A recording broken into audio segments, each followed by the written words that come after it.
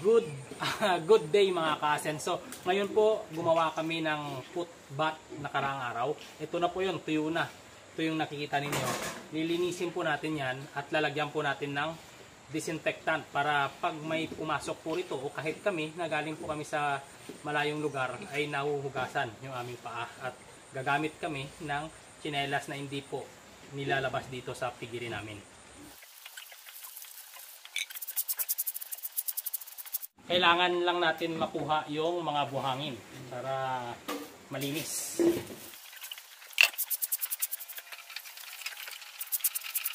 Eto mga ka-Asenso, malinis na. Ngayon, lilinisin naman natin yung tsinelas.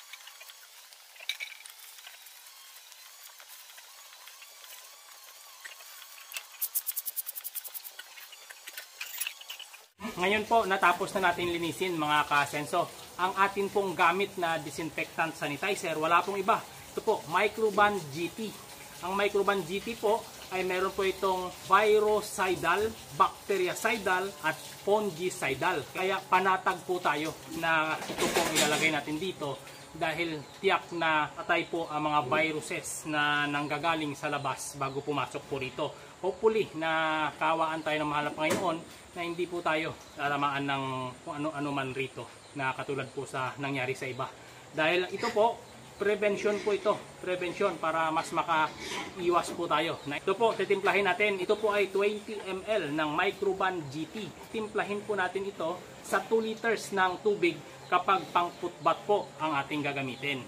Kapag pang pa-disinfectant naman natin sa ating mga alagang baboy, 20 ml nito sa 2 gallons dahil matapang po ito. Pero dahil nga pang footbath ang ating gagawin, 2 litro lang ng tubig o 2 liters ng tubig sa 20 ml. Ngayon po, titimplahin po natin para tiyak tayo na 2 liters ang ating gagamitin. Susukatin po natin yung tubig rito. Ito po ay 500 ml. Ito po ang lagayan ng vitamins ng aming mga alagang baboy. VMP 100. Ayan. Bilis laki po ng ating mga baboy rin dito.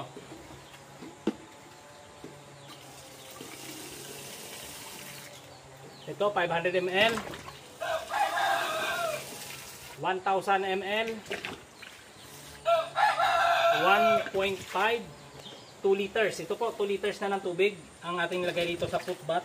Titimplahin po natin ito, bubuksan po natin.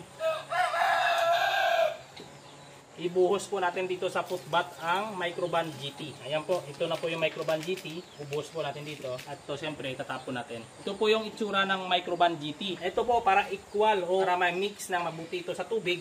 I-aluin po natin. Ayan lang po. Ayan. Para pantay-pantay po yung ating Microban GT.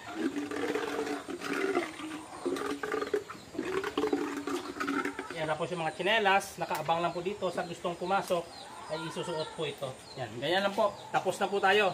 Sa magtatanong ulit kung ano po yung aming ginamit sa pang footbath, Microban GT po. Gawa po ng Yunaco. Ito po yung itsura ng Microban GT. Maraming salamat po sa mga patuloy na sumusuporta, lalo na po sa mga top fan ko dyan na may mga buds na. Abang lang po kayo. May mga upload akong video at may hihingiin lang po sa inyo. Mamimigay po tayo ng kaunting pakonsuelo. Ayan, maraming salamat po. Hanggang dito na lang po ulit.